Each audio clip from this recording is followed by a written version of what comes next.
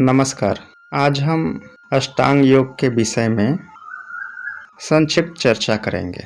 महर्षि पतंजलि ने योग शब्द की अद्भुत व्याख्या की है।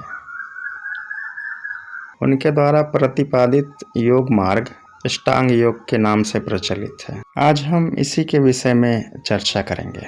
अष्टांग योग में साधना के 8 अंग बताए गए हैं। पहला है यम, दूसरा नियम, तीसरा आसन, चौथा प्राणायाम, पांचवा प्रत्याहार, छठा धारणा, सातवां ध्यान और 8वीं समाधि। यहाँ बहुत से व्यक्ति का प्रश्न आता है कि ध्यान नहीं लगता। वो बहुत लंबे समय से समाधि लगाने का अभ्यास कर रहे हैं किंतु सफलता नहीं मिल रही है। इसका कारण है कि हमने योग का मतलब ही नहीं समझा। हमने पूरी प्रक्रिया का पालन नहीं किया और हम सिद्धि चाहते हैं।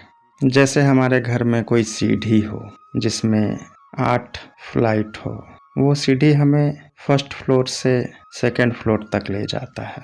अब हम सेकंड फ्लोर पर जाना तो चाहते हैं किंतु सीढ़ी पे चढ़ना नहीं चाहते। हमारी इच्छा है कि हम पहली 6 सीढ़ी पे नहीं चले और हमें सीधा 7वां और 8वां सीढ़ी पे पहुंचना है। तो ये कैसे होगा? ठीक इसी प्रकार से योग के साथ भी ऐसा ही है। योग के जो 8 अंग महर्षि पतंजलि ने बताए हैं, ये भी सीढ़ियों की तरह ही है। जैसे एक सीढ़ी से दूसरे सीढ़ी पे व्यक्ति ऊपर चढ़ता है, उसी प्रकार से यम, फिर नियम, उसके बाद आसन, फिर प्राणायाम। इस प्रकार से यदि कोई व्यक्ति चले तो निश्चित ही समाधि तक उसकी गति होती है। इसमें कोई संशय नहीं है। इस विषय में किसी को कोई भी संशय नहीं होना चाहिए क्योंकि ये एक प्रायोगिक मार्ग है और आप इसका प्रयोग करके स्वयं इसे जान सकते हैं। योग के जो 8 अंग हैं, इनमें प्रथम 5 अंग बहिरंग भाग कहलाते हैं। बहिरंग भाग में यम, नियम, आसन, प्राणायाम एवं प्रत्याहार आता है और शेष 3 अंग धारणा, ध्यान, समाधि अंतरंग नाम से जाने जाते हैं। और यहाँ समझ लेने वाली बात ये भी है कि बिना बहिरंग मार्ग के सिद्धि की अंतरंग मार्ग की सिद्धि बहुत मुश्किल है, बहुत मुश्किल। बहिरंग मार्ग का संबंध बाहर की क्रियाओं से है। इस कारण बहुत से लोग ऐसा समझते हैं कि इनका महत्व योग मार्ग पर नहीं के बराबर है। हम यम, नियम, आसन इत्यादि के बिना भी समाधि को उपलब्ध हो सकते हैं, किंतु यहाँ हम ये नहीं समझते कि बिना अंतरंग मार्ग की सिद्धि के बहिरंग मार्ग का उपयोग वैसा ही है जैसे हम अपने जीवन में भोजन का उदाहरण लेते हैं। जैसे हम भोजन पकाने से पहले बर्तन धोते हैं, सब्जी काटते हैं, आटा गूंथ कर रख लेते हैं इत्यादि जो भी आवश्यक कार्य है वो पहले पूर्ण कर लेते हैं। फिर बर्तन को चूल्हे पर रखकर आग जलाते हैं और भोजन बनाते हैं। तब स्वादिष्ट खाना बनकर तैयार होता है जो हमारे खाने योग्य होता है। यदि हम बर्तन ना धोए, सब्जी जैसे हमने लाई है वैसे ही बिना धोए, बिना छीले, बिना काटे बर्तन में डाल दें, फिर भोजन बनाएं, तो क्या वो भोजन खाने योग्य होगा? वो भोजन कैसा होगा? वो भोजन ऐसा ही होगा जैसे दूषित भोजन, जिसके खाने से स्वास्थ्य लाभ नहीं होता, जिसके खाने से बीमारियां प्रकट होती है। यही हम कर रहे हैं। हमारा चित्त पूरी तरह से दूषित है, मन विकारों से ग्रस्त है और हम ध्यान करते हैं, धारणा का अभ्यास करते हैं। तो इसका क्या परिणाम आएगा? इसका परिणाम आएगा कि चित्त या मन और बीमार हो जाएगा। यही हमारे साथ हो रहा है और हम दोष योग पर डाल देते हैं। यदि वास्तव में हम अष्टांग योग को अपना मार्ग बनाना चाहते हैं या इस मार्ग के पथिक होना चाहते हैं तो हमें इस मार्ग को समझना अति आवश्यक है ताकि इस मार्ग से हमारी प्रगति हो सके और हम इस मार्ग पर चलकर मानव जीवन का जो लक्ष्य है, स्वरूप की प्राप्ति, उसे पा सके। अब हम अष्टांग योग के जो 8 अंग हैं उस पर संक्षिप्त रूप से चर्चा करते हैं। प्रथम है यम। यम के अंतर्गत 5 नियम आते हैं, जैसे पहला है सत्य, फिर अहिंसा, फिर असत्य, चौथा है ब्रह्मचर्य और 5वां अपरिग्रह। इन 5 को समेकित रूप से यम कहा जाता है। यम को यदि गहराई से समझे तो यम का जो पहला नियम है वो है सत्य। सत्य क्या है? सत्य है हमारे द्वारा जैसा निश्चय किया हुआ हो और सही अंतःकरण से प्रिय शब्दों में या आसान शब्दों में जैसा है वैसा प्रकट कर देना या यथार्थ बोलना। जो है जैसा है वैसा ही बोलना सत्य कहलाता है। सत्य के बाद स्थान आता है अहिंसा का। अहिंसा किसे कहते हैं? अहिंसा का तात्पर्य है किसी भी प्राणी को अपने मन, वचन और कर्म से किसी भी प्रकार का कष्ट नहीं पहुंचाना, अहिंसा है। तीसरा जो नियम है उसे असत्य कहते हैं। असत्य का अर्थ है कि मन से या शरीर के द्वारा किसी की भी वस्तु हमें जबरदस्ती छीनना नहीं है, लेना नहीं है या चुराना नहीं है। इसे असत्य कहते हैं। चौथा नियम है ब्रह्मचर्य। ब्रह्मचर्य का अर्थ तो बहुत ही विस्तृत है, किंतु यहाँ ब्रह्मचर्य से तात्पर्य है मन, वचन और कर्म से किसी भी प्रकार के काम विकार से दूर रहना।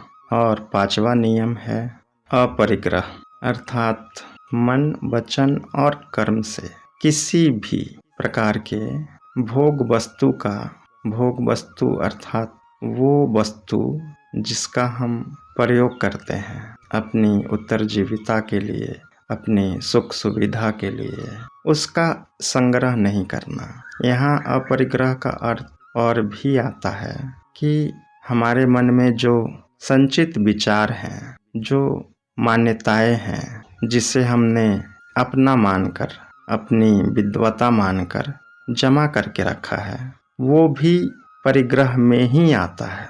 उसका भी त्याग करना अपरिग्रह है। इन 5 नियमों को एक साथ लेने से यम योग का एक अंग पूर्ण होता है। इसे हम आधुनिक परिवेश में यदि समझना चाहें तो बहुत आसान है। हमारी जो नैतिकता है, जो हमने बचपन से नैतिक शिक्षा का पाठ पढ़ा है, यदि हम उसका सही से उपयोग करते हैं तो यम का पालन स्वमेव हो जाता है।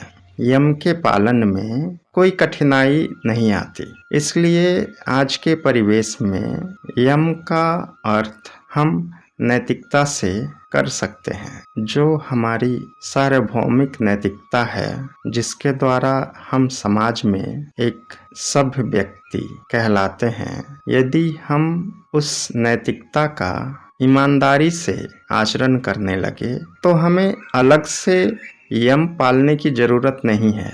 हमारा यम स्वमेव सिद्ध हो जाता है। इसलिए पतंजलि महाराज के जो 8 अंग हैं, उन 8 अंगों में प्रथम अंग यम नैतिकता के द्वारा सिद्ध किया जा सकता है। अब इनकी सिद्धि के बारे में भी थोड़ी चर्चा कर लेते हैं, क्योंकि किसी भी कार्य की सिद्धि के बिना यदि हम उस विषय पे चर्चा करें तो उसका महत्व नहीं के बराबर रहता है। सत्य से क्या सिद्धि होती है? यदि हमने सत्य व्रत का पालन किया, सत्य वचन का पालन किया, तो उससे क्या फल प्रकट होता है? मैं इस विषय पे स्पष्ट हूँ। मेरा ये मत है, जैसा मैंने देखा है, कि यदि व्यक्ति कुछ भी ना करे, वो सिर्फ कम से कम 7 साल सिर्फ सत्य बोले, सिर्फ सत्य। किसी को 10 साल भी लग सकते हैं और किसी को 12 साल भी लग सकते हैं। ये उस व्यक्ति के अंतःकरण पर निर्भर करता है कि उस व्यक्ति के अंतःकरण की स्थिति क्या है। किंतु इतना स्पष्ट है कि यदि व्यक्ति सत्य का पालन करता है तो उसकी वाणी में सत्य वचन का, उसकी वाणी के सत्य वचन के प्रभाव से उसकी वाणी इतनी प्रभावशाली हो जाती है कि वो व्यक्ति जो भी कहता है वो घटित होना प्रारंभ हो जाता है। उस व्यक्ति के कुछ भी कहने मात्र से वो घटना घटित होने लगती है। ये प्रभाव मैंने बहुत से योगियों का ऐसा प्रभाव देखा है, इसलिए मैं इस विषय पर बहुत स्पष्ट रूप से कहता हूँ कि ये सत्य है। इसके पीछे का विज्ञान भी जान लेते हैं कि ऐसा क्यों होता है। कोई भी व्यक्ति यदि 8 साल या 10 साल सत्य वचन का पालन करे तो उसकी वाणी में ऐसा सामर्थ्य क्यों प्रकट होता है। इसका कारण है योग विज्ञान के अनुसार हमारे सामर्थ्य की जो जननी है वो हमारा मन है, और मन का जो अनुगामी है वो हमारा प्राण है। और सत्य बोलने से क्या होता है कि जो व्यक्ति मन, वचन और कर्म से सत्य का पालन करता है उसके प्राणों में कोई विक्षेप उत्पन्न नहीं होता। एक ऐसी अवस्था आती है जब उसके प्राणों में कोई विक्षेप पैदा नहीं होता। व्यक्ति के अंतःकरण में कोई विक्षेप रह नहीं जाता, इसलिए उसके अंदर सत्य सामर्थ्य प्रकट होता है। अब अहिंसा को समझते हैं कि अहिंसा के पालन से क्या होता है। अहिंसा के पालन से व्यक्ति के अंदर जो हिंसा की भावना है उसका अंत हो जाता है, जिससे व्यक्ति की हिंसक प्रवृत्ति जब नहीं रहती है तो फिर उस व्यक्ति के प्रति हिंसा का भाव किसी भी व्यक्ति के द्वारा या किसी भी प्राणी के द्वारा उसके विरुद्ध प्रतिहिंसा का भाव प्रकट नहीं होता।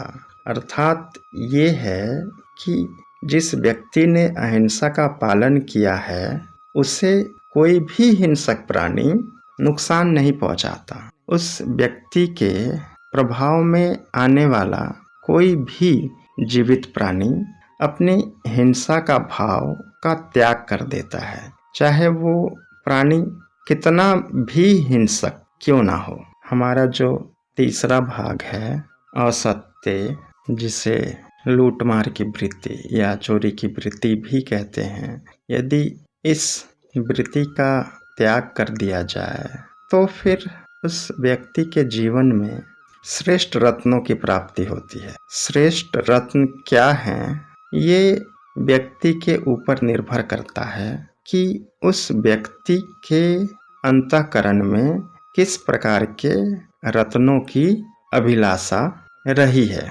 इस विषय में ज़्यादा कहना उचित नहीं है, क्योंकि ये विषय हर एक व्यक्ति के जीवन पर निर्भर करता है। उस व्यक्ति के संस्कार और व्यक्ति के जो भाव हैं उस पर पूरी तरह निर्भर है। इसके बाद स्थान आता है ब्रह्मचर्य का। ब्रह्मचर्य का अच्छी प्रकार से पालन होने पर शरीर और मन अत्यंत शक्तिशाली हो जाते हैं।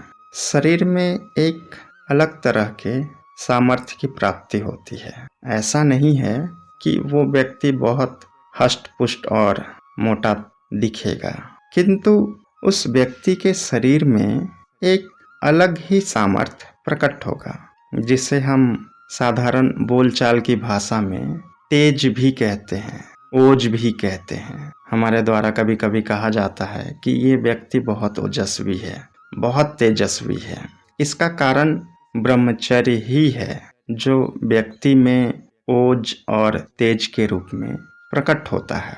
और यम का जो 5वां और सबसे अंतिम भाग है, जिसे हम अपरिग्रह कहते हैं, इसके पालन से व्यक्ति के अंदर जो विषय वासना है, जो वस्तुओं को और पदार्थों को संग्रह करने का भाव था, संग्रह करने की मनोस्थिति थी, उसके त्याग से वैराग्य की प्राप्ति होती है। उस व्यक्ति का मन इतना संयमित हो जाता है कि उस व्यक्ति को पूर्वाभास इत्यादि का अनुभव स्वयं ही मिलने लगता है। उसे कुछ विशेष करने की आवश्यकता नहीं होती।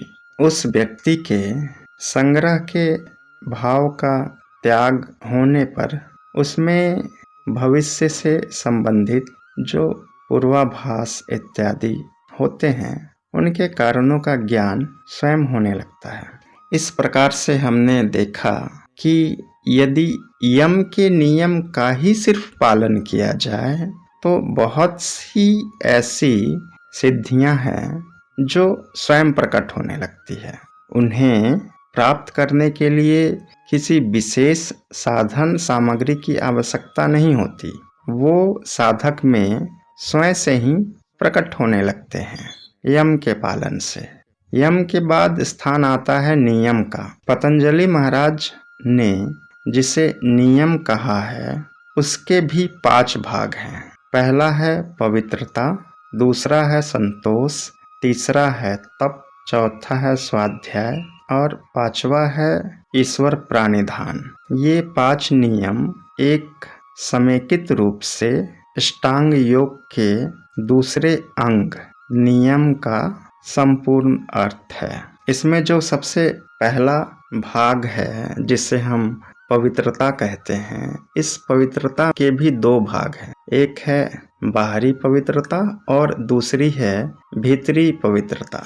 बाहरी पवित्रता में शरीर को शुद्ध रखना, शरीर को साफ रखना, जल के द्वारा शरीर की शुद्धि करना, अपने व्यवहार में स्वार्थ का त्याग करना, अपने उत्तरजीविता में न्याय से उपार्जित धन का उपयोग करना, सात्विक पदार्थों का उपभोग करना, जैसे तामसिक आहार का सेवन नहीं करना, सात्विक आहार का सेवन करना इत्यादि बाहरी पवित्रता के भाग हैं। आंतरिक पवित्रता में आ जाता है मन से संबंधित जो भी कार्य कारण हैं, वो सारे आंतरिक पवित्रता में आते हैं। जैसे अहंकार, राग द्वेष, ईर्ष्या, भय, क्रोध, ये सब जो भीतरी दुर्गुण हैं, इनका त्याग भीतरी पवित्रता के अंतर्गत आता है या आंतरिक पवित्रता के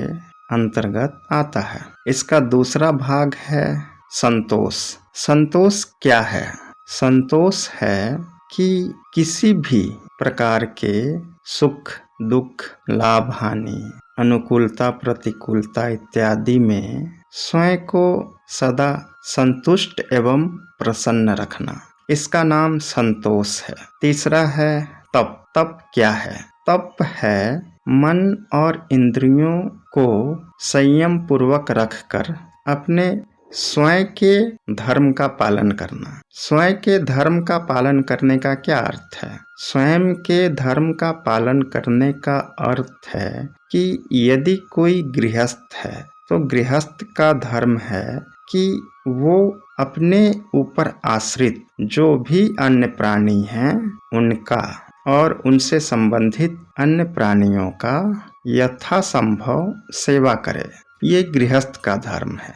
इसी प्रकार से सन्यासी का क्या धर्म है? सन्यासी का धर्म है कि वो सन्यास के अनुसार जो भी उसके मार्ग में उसे बताया गया है वो उस विधि का अनुष्ठान करे और अपने कार्य में लगा रहे। ये सन्यासी का धर्म है। इसी प्रकार से बहुत से व्यक्ति जो बहुत से अलग अलग धर्मों में लगे हुए हैं, जैसे एक सैनिक का धर्म है, वो देश की रक्षा करता है तो उसे देश की रक्षा करना उसका धर्म है।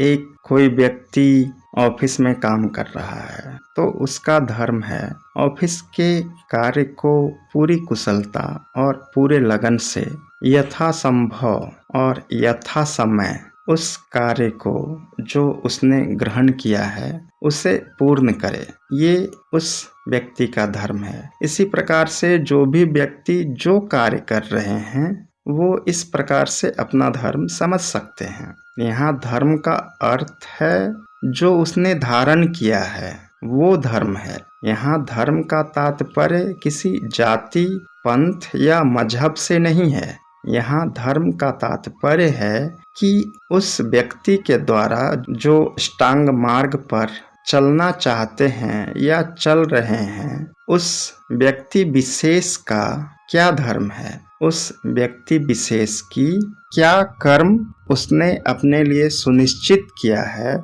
उसी के अनुरूप उसका धर्म निश्चित किया जाता है या निश्चित होता है। तब के बाद स्थान आता है स्वाध्याय का। स्वाध्याय का अर्थ है कि व्यक्ति को अपने कर्म के द्वारा हमेशा सत्शास्त्रों का अध्ययन करना चाहिए या सत्शास्त्रों का श्रवण करना चाहिए, पठन पाठन करना चाहिए। इसी का नाम स्वाध्याय है। और नियम का जो सबसे अंतिम भाग है जिसे हम ईश्वर प्रणिधान कहते हैं, इसका अर्थ है कि हमें अपने ईश्वर के प्रति, हमें अपने निर्माता के प्रति एक प्रेम के भाव से या प्रार्थना के भाव से उसे उसके लिए याद रखना है। क्योंकि ये शरीर और इस शरीर से संबंधित जो भी अनुकूलता प्रतिकूलता हमारे जीवन में प्रकट हो रहे हैं,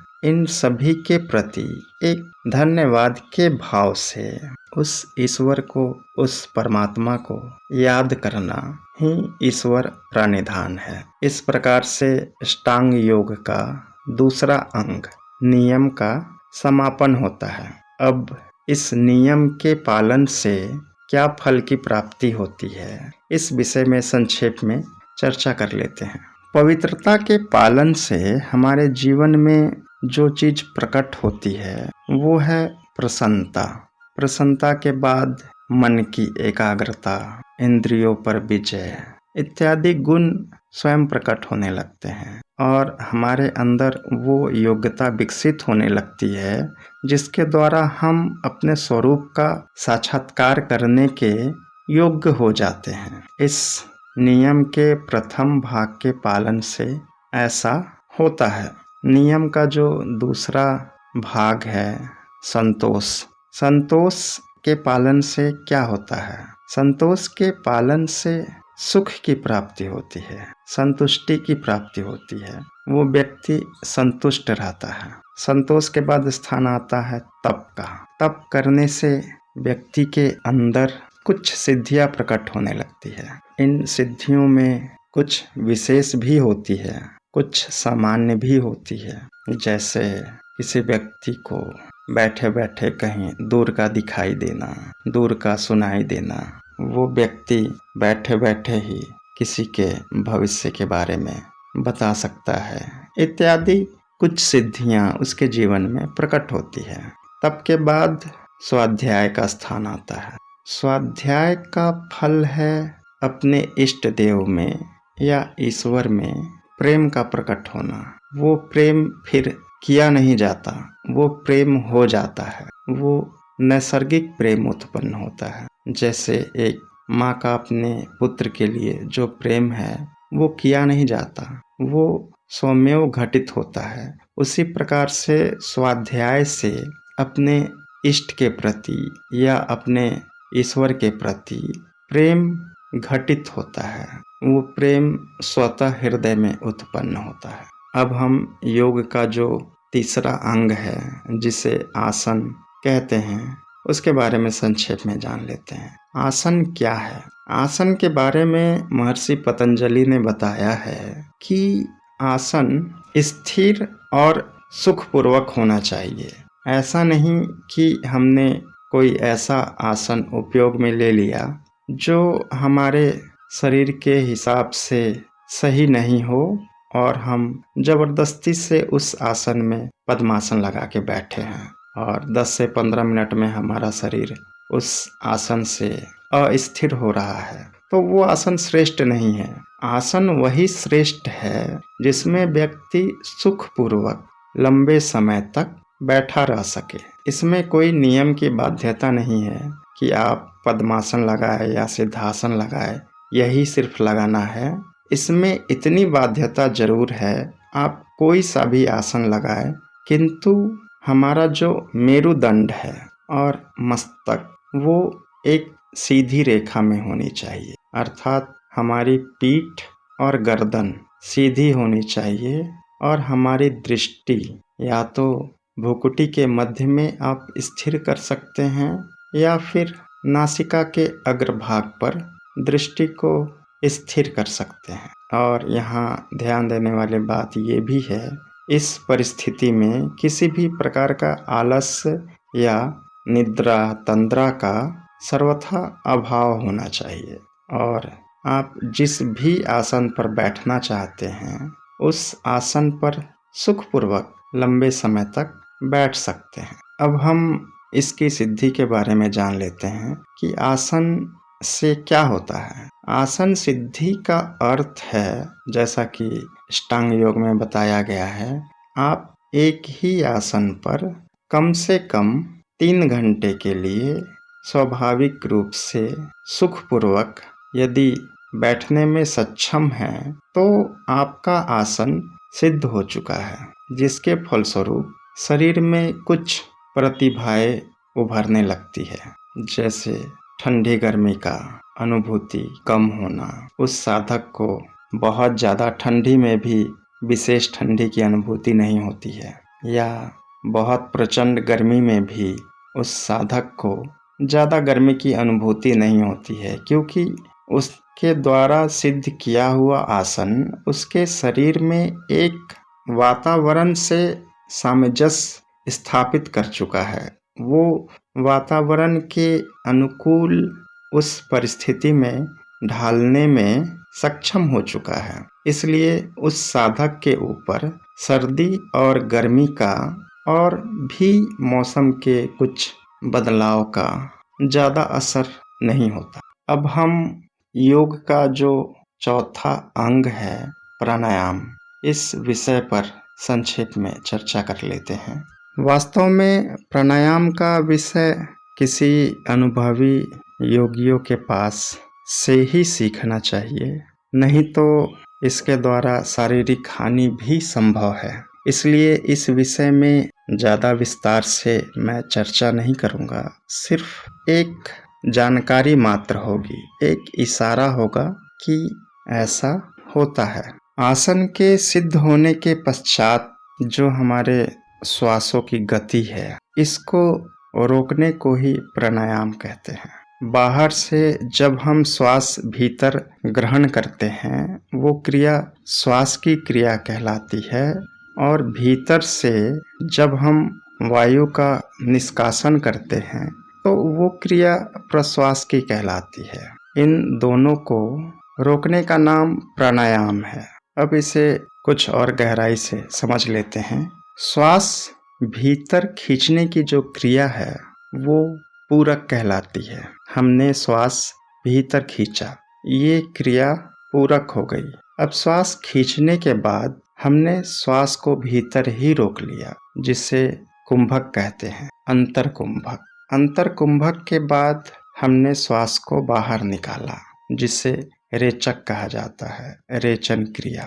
इस रेचन क्रिया के पश्चात श्वास को बाहर ही रोक लेना बहिर्कुंभक कहलाता है। इस संपूर्ण प्रक्रिया को श्वास अंदर खींचना, फिर अंदर ही कुछ समय के लिए रोके रखना, कुछ समय पश्चात श्वास को बाहर निकालना और बाहर ही रोके रखना, ये संपूर्ण प्रक्रिया प्राणायाम कहलाती है। अर्थात पूरक, अंतरकुंभक, रेचक और बहिर्कुंभक, ये चारों क्रियाएं एक साथ एक बार करने से एक प्राणायाम की गिनती में आता है। इस प्रकार से हम इस क्रिया को स्थूल रूप में समझ सकते हैं। इसकी एक साधारण विधि मैं आपको बता देता हूँ, किंतु इसका प्रयोग किसी योग्य शिक्षक से सीखनी चाहिए और उस अनुभवी शिक्षक के ही देखरेख में इस क्रिया को करना चाहिए। प्राणायाम की इस विधि में सबसे पहले हम श्वास लेते हैं। श्वास लेने का जो समय है, अर्थात हमने श्वास लगभग 4 सेकेंड या 5 सेकेंड में लिया, तो जितना समय हमने श्वास लेने में लगाया उसका लगभग 8 गुना।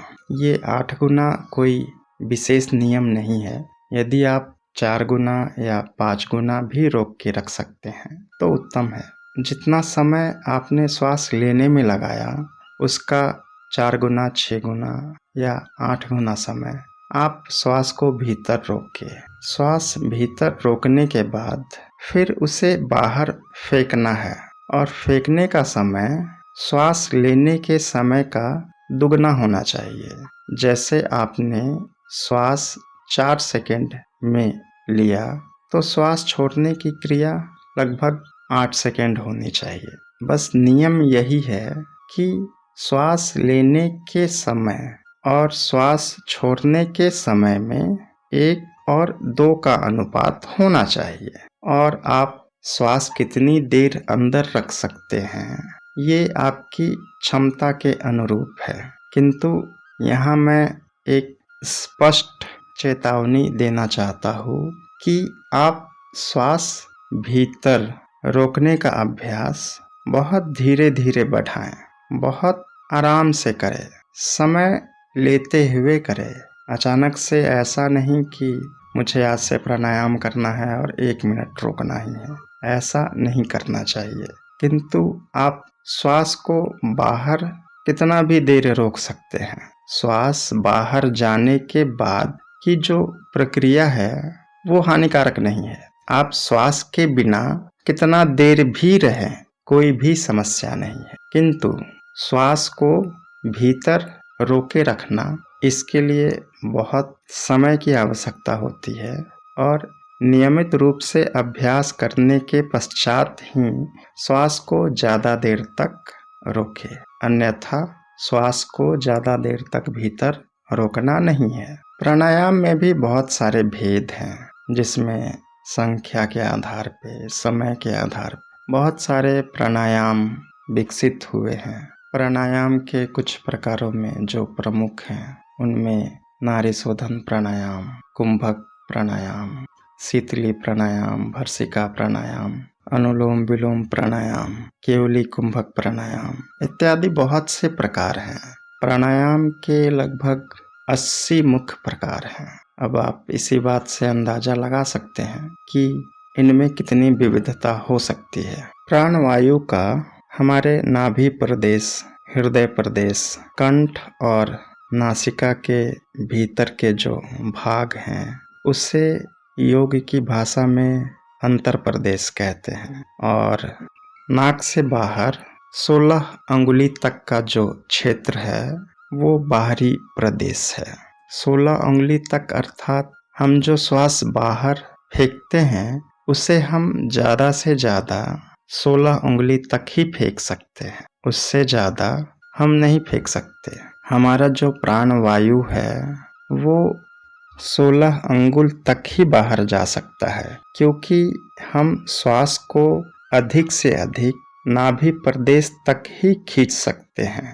नाभि से श्वास नीचे नहीं जाता। श्वास का जो उद्गम स्थान है, जो मूल है, वो नाभि प्रदेश तक ही है, जिसकी लंबाई 16 उंगली तक बताई गई है। आप अभी भी अपनी उंगली से नाप के देख सकते हैं कि आपके नाक से लेके आपके नाभि तक की जो लंबाई है वो आपकी उंगली से 16 उंगली ही होगी, उससे ज़्यादा नहीं होगा। इसी प्रकार से जो भी साधक नाभि तक श्वास को खींचता है वो श्वास को 16 उंगली तक बाहर फेंक सकता है, और जो साधक श्वास को हृदय तक खींचता है, हृदय के नीचे जो हमारा छाती के नीचे एक गड्ढा होता है जिसे हम हृदय मर्म कहते हैं, श्वास यदि वहाँ तक खींचता है तो उसकी लंबाई 12 अंगुल होती है। तो वो साधक श्वास को 12 अंगुल बाहर फेंक सकता है। उसके बाद साधक की स्थिति और अच्छी होती है तो श्वास कंठ तक जाता है। तो जो साधक श्वास कंठ तक लेते हैं वो साधक श्वास को 8 अंगुल बाहर फेंक सकते हैं, क्योंकि नासिका और कंठ के बीच में 8 उंगली का फासला होता है। इसलिए श्वास जितना अंदर जाएगा उतना ही उसे बाहर भी जाना है। इसी प्रकार से कोई साधक यदि नासिका के अंतिम भाग तक ही श्वास खींच रहा है तो फिर वो श्वास 4 अंगुल ही बाहर जाएगी। इस प्रकार से प्राणायाम में संख्या और समय का बहुत ही जटिल संबंध है, इसलिए इसके नियमों में कोई गलती या कोई असावधानी नहीं होनी चाहिए। प्राणायाम में प्राणों का निरोध किया जाता है, प्राणों को रोका जाता है, जिसके द्वारा मन स्वयं ही संयमित हो जाता है। इस प्रकार से जो व्यक्ति प्राणायाम करता है तो उसे मन को रोकने के लिए कोई विशेष साधन की आवश्यकता नहीं होती। उसका मन प्राणायाम के द्वारा स्वयं ही धीरे धीरे संयमित होकर एकाग्र होने लगता है। प्राणायाम करने से या प्राणायाम की सिद्धि होने से क्या होता है? प्राणायाम के सिद्ध होने पर विवेक की प्राप्ति होती है। विवेक अर्थात अज्ञान को जानने वाला ज्ञान प्रकट होना ही विवेक है। मैं अज्ञानी हूँ, ऐसा जानने वाली जो वृत्ति है, जो बुद्धि है, वो विवेक कहलाती है।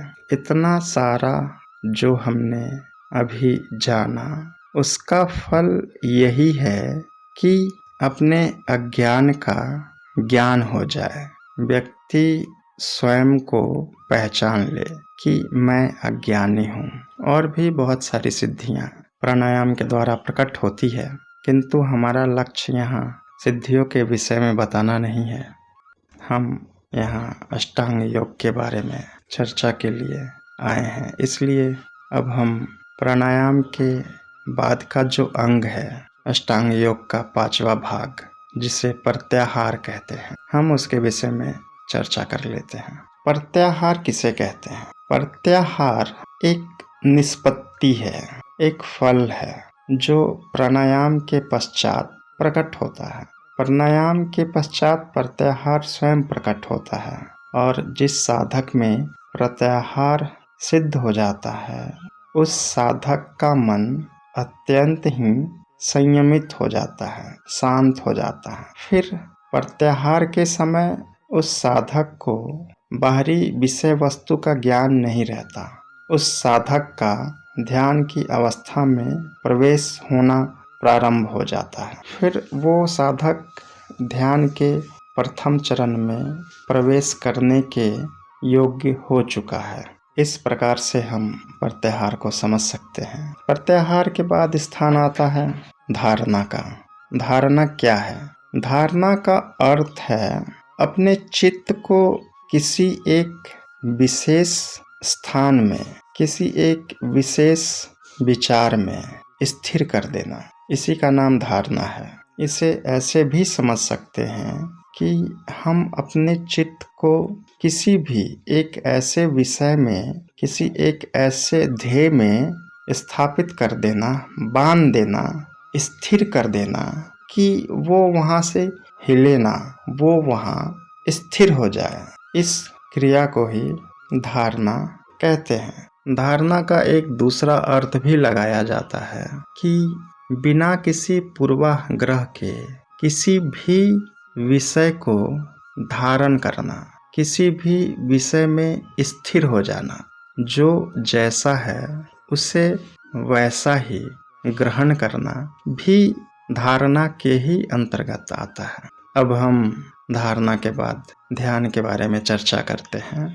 ध्यान क्या है? ध्यान है अपनी चित्त वृत्ति को किसी भी एक वस्तु पर एकाग्र कर देना, एकत्रित कर लेना। इसके बहुत से व्याख्या हो सकती है, जिसने जैसे जाना है, जिसने जैसा समझा है, उसकी वैसी परिभाषा होगी, उसका वैसा वर्णन होगा। किंतु ध्यान में सिर्फ एक बात प्रमुख है कि जो हमारी चित्त वृत्ति है, जो हमारा मन है, वो निरंतर ध्येय वस्तु में लगा रहे। बस निरंतर ध्येय वस्तु में ही लगा रहना ध्यान कहलाता है। ध्यान के बाद स्थान आता है समाधि का।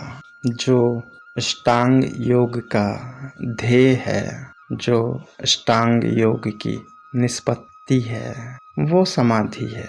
हमने इतनी सारी प्रक्रियाओं को जाना समझा, उसका सिर्फ और सिर्फ उद्देश्य समाधि है। अब इस समाधि को समझ लेते हैं। समाधि अष्टांग योग के अनुसार समाधि क्या है? अष्टांग योग के अनुसार समाधि को हम इस प्रकार से समझ सकते हैं कि जिस समय हमारा मन या हमारा चित्त ध्येय स्वरूप में ही स्थित हो जाए, अपने स्वरूप में प्रतिष्ठित हो जाए, उसे समाधि कहते हैं। या दूसरे शब्दों में इसे ऐसे भी समझ सकते हैं कि ध्यान करते करते जब योगी का चित्त ध्येय को प्राप्त हो जाता है, अर्थात जिसका ध्यान किया जा रहा था उसको प्राप्त हो जाता है, और योगी का चित्त स्वयं नहीं रहता, उसका चित्त जिसका ध्यान किया जा रहा था उसी में समाहित हो जाता है, उसके स्वयं का अस्तित्व विलीन हो जाता है। उस स्थिति का नाम समाधि है। यहाँ समझ लेने वाली बात एक और है कि ध्यान में 3 चीजें होती है: ध्याता, ध्यान और ध्येय, अर्थात ध्यान करने वाला, ध्यान और ध्यान होने वाला। इसे ऐसे भी समझ सकते हैं: करने वाला, देने वाला और होने वाला, अर्थात ध्यान करने वाला, ध्यान देने वाला और ध्यान होने वाला। इसे ऐसे आसान शब्दों में समझ सकते हैं। आपको जैसे भी समझने में आसानी हो रही है आप इसे समझ सकते हैं। किंतु समाधि में कुछ भी नहीं रहता। समाधि में ध्याता, ध्यान और ध्येय तीनों की एकता रह जाती है, तीनों एक हो जाता है। उन तीनों की एकता को ही समाधि कह दिया जाता है। इस समाधि के भी कुछ प्रकार होते हैं, जैसे निर्विकल्प समाधि, सविकल्प समाधि, निर्विचार समाधि, निर्वितर्क समाधि इत्यादि। इसमें भी बहुत सारे भेद बताए गए हैं। भाव समाधि, प्रेम समाधि, इस प्रकार से समाधि के बहुत से प्रकार हो सकते हैं। किंतु इन सभी में एक समानता है। समानता ये है कि समाधि अद्वैत का विषय है, ईश्वर का विषय है। इस कारण ये मुक्त करने वाला है। ये सभी अवस्थाओं से, सभी क्रियाओं से मुक्ति प्रदान करता है। इसलिए जो अपना कल्याण करना चाहते हैं उन्हें अपने स्वरूप में समाधि लगानी चाहिए। इस प्रकार से हमारी जो अष्टांग योग के विषय में ये चर्चा हुई है, इसका मूल, इसका उद्देश्य मात्र इतना है कि इस विषय में कोई भ्रांति ना रहे, कोई हमारे मन में इस विषय को लेके कोई मान्यता, कोई पूर्वाग्रह इत्यादि शेष ना रहे। और जो भी व्यक्ति इस अष्टांग योग के मार्ग पर चलना चाहते हैं उनके मन में एक स्पष्ट छवि अंकित होनी चाहिए, एक स्पष्ट मार्ग उनके चित्त में प्रकट होना चाहिए कि ये मार्ग या ये विषय मेरे अनुकूल है और मैं इस मार्ग पे चल सकता हूँ। और मेरी कामना और मेरा प्रयास यही होता है कि जो हमारे भीतर की मान्यता है, जो मान्यताएं हमें हमारे समाज के द्वारा, हमें हमारे परिवार के द्वारा विरासत में मिली है, हम उन मान्यताओं से ऊपर उठकर बिना किसी पूर्व आग्रह के, बिना किसी भेदभाव के, किसी भी विषय को सहज रूप से ग्रहण करे और उसके ऊपर चिंतन करे, ताकि उस विषय का जो मूल तत्व है वो निकलकर बाहर आए। इसी प्रकार से हमने अष्टांग योग पर भी चर्चा करने की कोशिश की है। आशा है कि आपको इस विषय में कुछ स्पष्टता जरूर मिली होगी। इसी के साथ मैं अपने वाणी को विराम देता हूँ। आप सभी को मेरा प्रणाम।